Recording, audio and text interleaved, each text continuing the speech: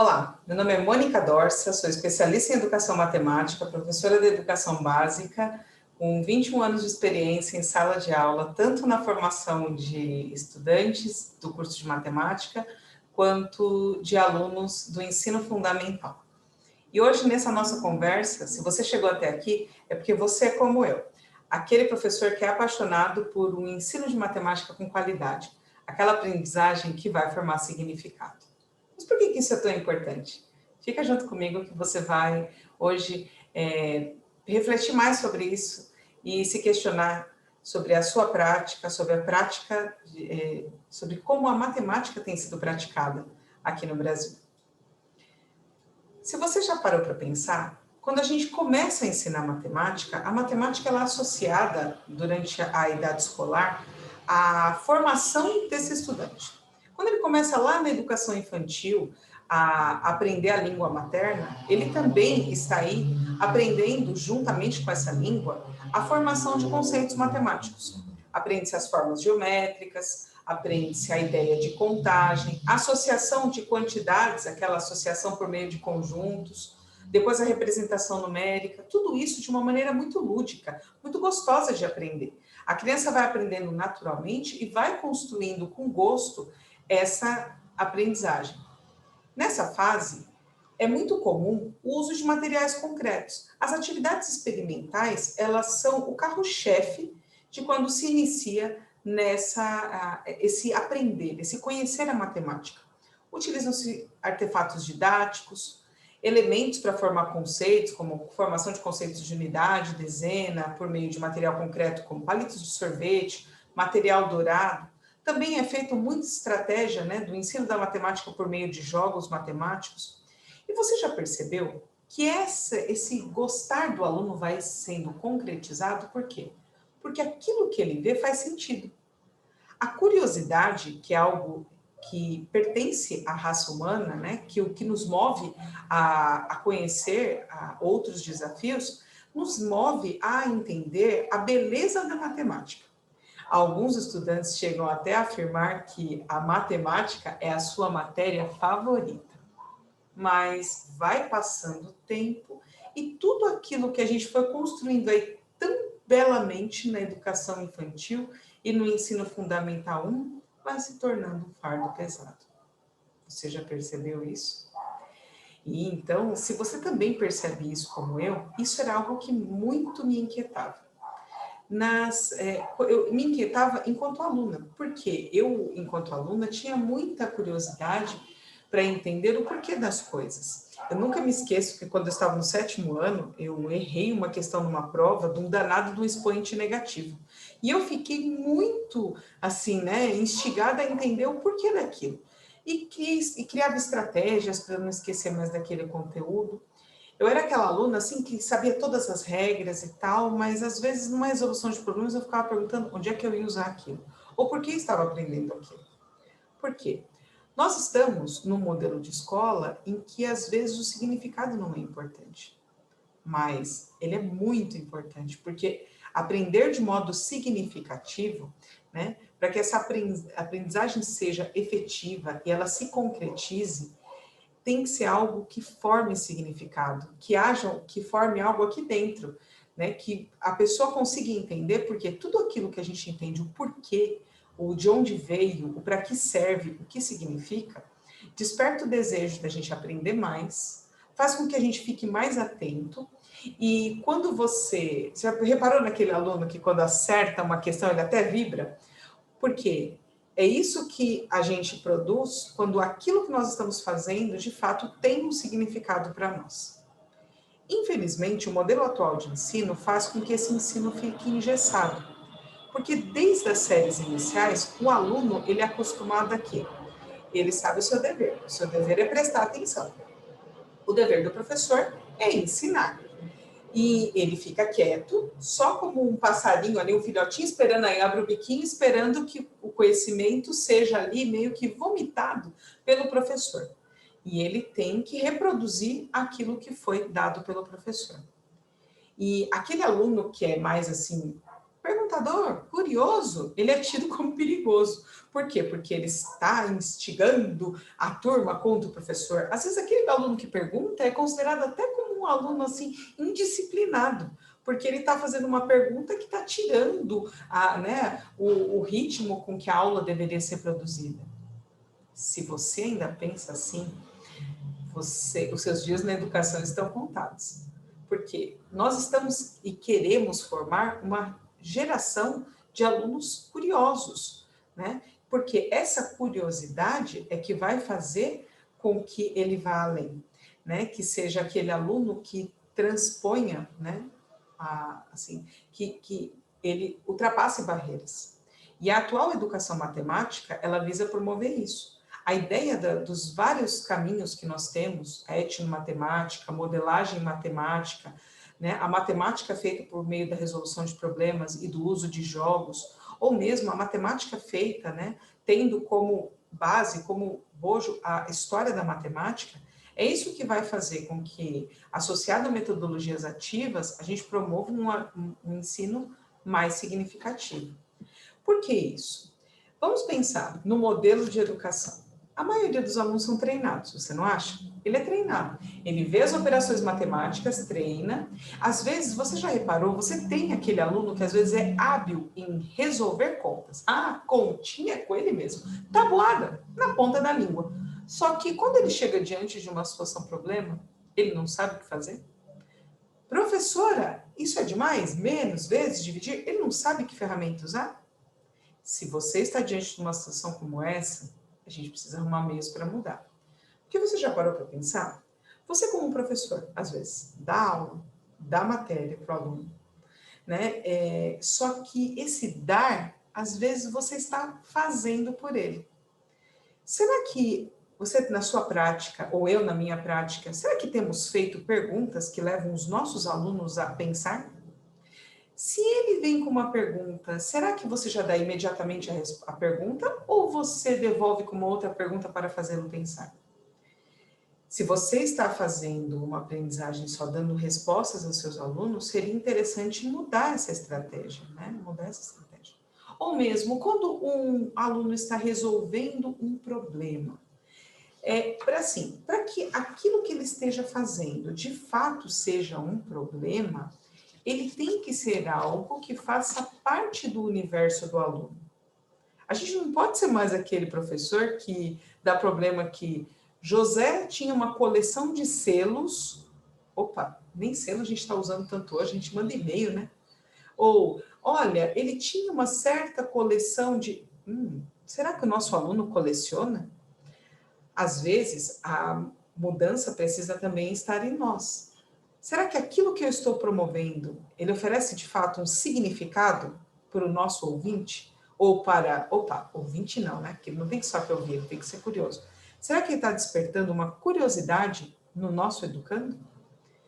Podemos pensar nas nossas aulas ou numa aprendizagem significativa sobre alguns eixos. Para que você promova uma aprendizagem significativa, seria interessante se apoiar em alguns pilares, como a negociação de significado, a matemática por meio dos porquês, ensinar as ideias que estão por trás das operações como estratégia de resolução de problemas, para que ele chegue de fato em ensinar a resolver problemas que de fato estejam presentes no contexto do seu aluno. Vamos falar um pouquinho sobre cada um desses pontos. Negociar significado. Como assim? Você já parou para pensar, quando você vai ensinar um conteúdo para o seu aluno, se de fato aquele tema, produtos notáveis, tem algo de notável para ele mesmo? Ou quando você vai lá e fala assim, olha, meu querido, eu vou te ensinar uma inequação. Será que seu aluno sabe o que de fato é uma inequação e para que ela serve? E você, professor? Você sabe onde usar, porque você já viu um monte de problemas, mas você consegue achar uma aplicação prática para eles? Eu já me deparei em situações em que eu achava, e a gente chega nisso, né? A gente às vezes chega na aula abafando, a gente preparou aquele conteúdo, montou aquela sequência didática, escolheu os melhores exemplos, os melhores exercícios, e quando você termina a aula, parece que você terminou a aula sozinho. Por quê? Porque aquilo que você está tentando ensinar para os seus alunos, para ele não tem significado. Quer ver uma coisa simples, que é um exercício simples, que a gente pode fazer quando for ensinar um conteúdo para um aluno? Pensa nesse aqui, ó. Esse foi um dos conteúdos que eu já me vi explicando e às vezes terminei uma aula sozinha, mas depois que eu comecei a pensar mais, a aula não ficou só eu e eu mesma. O assunto porcentagem. Quantos adultos chegam até a fase adulta sem saber o que é uma porcentagem? Uma das coisas que a gente podia fazer é negociar o significado. Vamos pensar junto? Por que chama porcentagem? É só a gente raciocinar. Por, da ideia de divisão. Isso, alguma 12 dividido por 6, 14 dividido por 2, 124 dividido por 4. O por da ideia de divisão. Então, se é uma porcentagem, cente quer dizer 100 e agem é alguma palavra, né, proveniente indicando ação. Então, o que é uma porcentagem? A porcentagem nada mais é do que a ação de dividir em 100 partes. Ah, mas isso é significativo? Muito. Porque quando alguém, por exemplo, numa aula sua, vê um 30%, ele já vai lembrar assim, se porcentagem é uma ação de dividir por 100, 30% é a representação da fração 30 centésimos ou 30 centésimos na forma decimal. Então, quando alguém quer que você calcule quanto é 30%, vamos supor, 30% da população acredita que seja importante a vacinação antes de uma liberação devido a uma doença grave que está se espalhando. Então 30% quer dizer que 30 pessoas em cada 100 dizem que isso é verdade. Ou se você tem um certo valor, por exemplo, de 800 entrevistados, 30% dizem que é a favor. Como deveria ser calculado isso? 30% de 800 são 30 das 100 partes em que 800 foi dividido. Aí você forma o significado. Já que é uma ação de dividir por 100, e eu vou considerar 30 delas, 800 dividido em 100 partes forma 8 partes em cada um. 8 vezes 30 dá 240. Exemplo simples, só uma negociação de significado. Porque senão você vai formar alunos que acreditam que 30% desvinculado de qualquer contexto é um valor. E não é, porque 30% sozinho não existe. Ele é referente a algo. É uma ação que se promove dividindo um elemento por 100. E você forma um significado. Outros conteúdos que a gente costuma também ensinar e que são básicos na educação, ali na fundamentação do ensino da matemática, são esses conceitos. Por exemplo, você ensina o que é uma equação. Mas seu aluno sabe o que é equação? Ele provavelmente fala assim, equação é aquela conta com x. Tá, mas ele às vezes domina a técnica, mas ele não entende o que é. Negocia o significado, faz esse exercício com ele, ó. EQ. O prefixo EQ, ele vem de igualdade. Pense aí, ó. Equivalente, equipotente, equidistante. Equilátero, viu aí? Equi quer dizer igualdade. Equação é uma ação de promover a igualdade. Então em todos os momentos, para que eu determine o valor do termo desconhecido, eu preciso que essa igualdade continue sendo verdadeira. Eu entendi o que é uma equação. Já, seguindo na mesma linha de raciocínio, o que é uma inequação? Muito bem. In, na língua portuguesa, é um prefixo que indica negação. Injusto, injusto. Possível, impossível. Né? Que tem cor e o que não tem cor não. Incolor, justo, injusto. Veja, in significa não. Já que ele já sabe o que é uma equação, que quer dizer igualdade, e ação, o verbo, a ideia de agir. Então, o que é uma inequação? É a ação, né, onde você analisa uma não igualdade, uma desigualdade. E já que a gente pensa em desigualdade, aí você raciocina com o aluno, o que seria algo desigual? Um que tem mais ou tem menos, ou seja, um maior e outro menor. Tá vendo como faz mais sentido?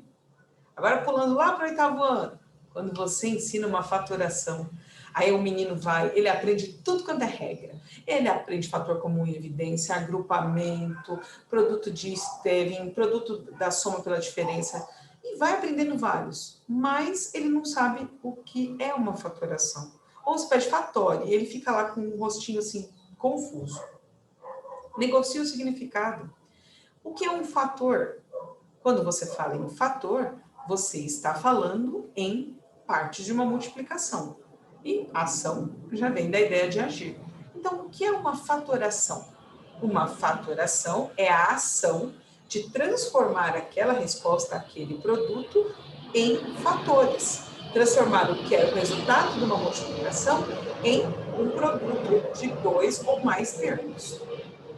Quando se atribui significado ao que está aprendendo, é mais difícil do aluno esquecer. Deixa de ser aquela decoreba para a prova.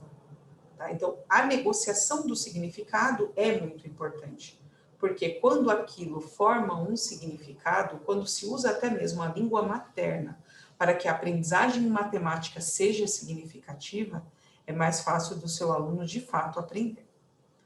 Outro ponto muito importante nesse caminho da aprendizagem significativa é uma matemática trabalhada por meio dos porquês. Como assim, Mônica? A ideia dos porquês é aquela ideia assim, o seu aluno adiciona, será que ele entende o porquê do vai um?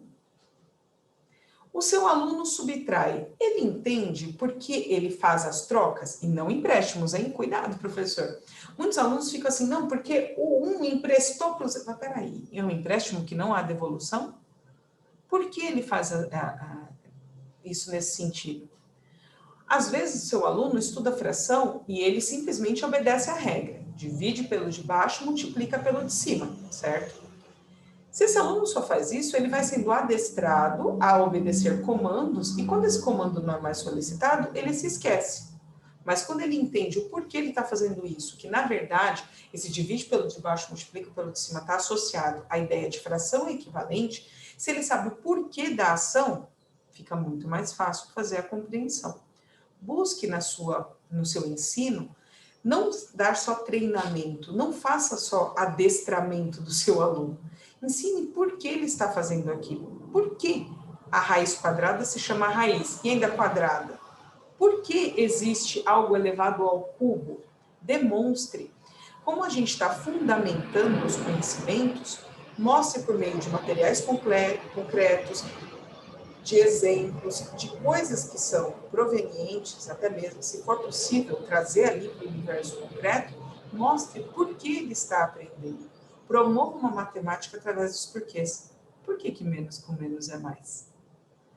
Investigue. A história da matemática pode ser um bom pano de fundo para que você mostre esses porquês para os seus alunos. Um spoiler. Usa a ideia do oposto. Do porquê com menos é menos dá mais. O oposto de menos, mais. Faz mais sentido, não é mesmo?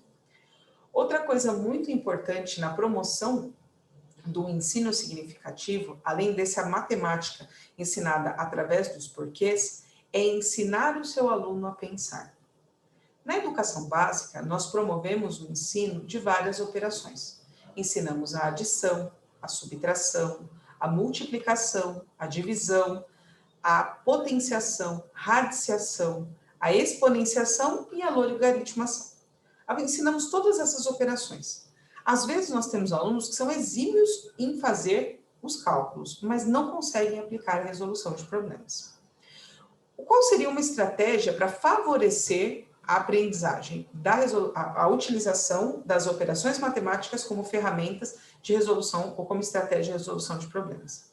É trabalhar com as ideias que estão por trás dessas operações. Por exemplo, quando falamos em adição, as ideias presentes, né, que são ideias que são ligadas à adição, são as ideias de juntar, reunir, agregar. Então, todo problema que traz essas ideias são associados à adição. A maior parte dos nossos alunos não tem problemas. Você já se deparou com uma turma que quando você aborda assuntos relacionados à subtração, ele acha que subtrair só está associado a perder? Esse é um problema que se dá quando, lá na educação fundamental, lá na base, quando só se ensina que a subtrair é perder. Mas subtrair não serve só para isso. A ideia de subtrair está ligado à ideia de retirar e diminuir, mas não só isso. Quando, por exemplo, você quer saber quanto falta de uma quantidade para chegar em outra, você está trabalhando a ideia de subtração. Ou mesmo quando você compara duas coisas. Vamos supor, vamos imaginar, eu tenho 32 anos e meu pai tem 47. Quantos anos o meu pai é mais velho do que eu? Você usa a subtração para poder determinar essa diferença de idade. Eu não deixo de ter 32, meu pai não deixa de ter a idade dele. Veja, ninguém perdeu, não foi subtraído. Você usou a subtração com a ideia de comparação. Já na multiplicação, o aluno precisa compreender a ideia que está por trás dela, não só a de adição de parcelas iguais, mas ele precisa também aprender a ideia de proporcionalidade, a ideia de compreender que a multiplicação também está associada à agilidade que podemos ter em contagem, como a disposição retangular, aquele exemplo clássico que você tem no anfiteatro, 10 fileiras com 6 cadeiras cada um. Qual a capacidade desse local? É um problema que se usa a multiplicação por conta da disposição retangular. Também associamos a multiplicação aos problemas de contagem. Então, o aluno não vincula só eu comprei uma coisa por um preço, agora eu vou comprar 12. Não, a multiplicação tem outros significados. A divisão também é algo que você tem que discutir, né, para que ele entenda que, às vezes, um problema que fala de verificar quantas vezes uma quantidade cabe em outra é um problema que envolve, que tem como, né, cenário a divisão. A potenciação, né, associada a problemas onde mostra coisas que aumentam progressivamente, né, a disseminação de uma bactéria, ou, por exemplo, o que está acontecendo, né, conosco, né, no nosso tempo atual, quando se fala, por exemplo, de um crescimento muito grande, né, um crescimento exponencial, para poder mostrar essa ideia da exponenciação com o crescimento, por exemplo, uma evolução de uma pandemia, ou mesmo na radiciação, que pode ser usada para obter-se a origem, né, de quantidades, ou mesmo a partir de uma determinação, se você tem uma determinada área, né, a aproximação do cálculo, né, da obtenção dessa área, no caso, se for uma área quadrada, usando-se a raiz quadrada, ou quando se tem um elemento cúbico, né, utilizando a raiz cúbica, e também fazendo o seu aluno entender, por meio da história da matemática, o que é um logaritmo. Será, professor, que você ensina para o seu aluno que um logaritmo nada mais é do que um expoente? E isso torna muito mais fácil depois ensinar as danadas das mudanças de base e das propriedades dos logaritmos, associando as propriedades de potenciação que ele viu lá no 6º ano com o que ele está vendo aqui dos logaritmos, para tornar muito mais significativo. Então, quando o aluno entende as ferramentas que ele tem nas mãos e como ele pode usar cada uma dessas ferramentas por meio das ideias que ele construiu, a resolução de problemas deixa de ser um bicho de 7 cabeças. É por isso que, às vezes, em muitos livros didáticos, você, professor do ensino fundamental, encontra vários problemas que aparecem no Enem, lá sendo abordado no livro do 6º, 7º, do 8º ano lá dentro do ensino fundamental. Por quê? A base da construção do ensino da matemática, né, ele é um processo contínuo, uma espiral, que você vai e volta naquele conteúdo e vai só mudando os níveis. Mas a formação básica é essa formação que tem que ser dada lá e bem dada, com significado, com porquê, com onde usa. E nós, como professores, precisamos ser curiosos para poder chegar nessas formalizações, né, para chegar nesse nível.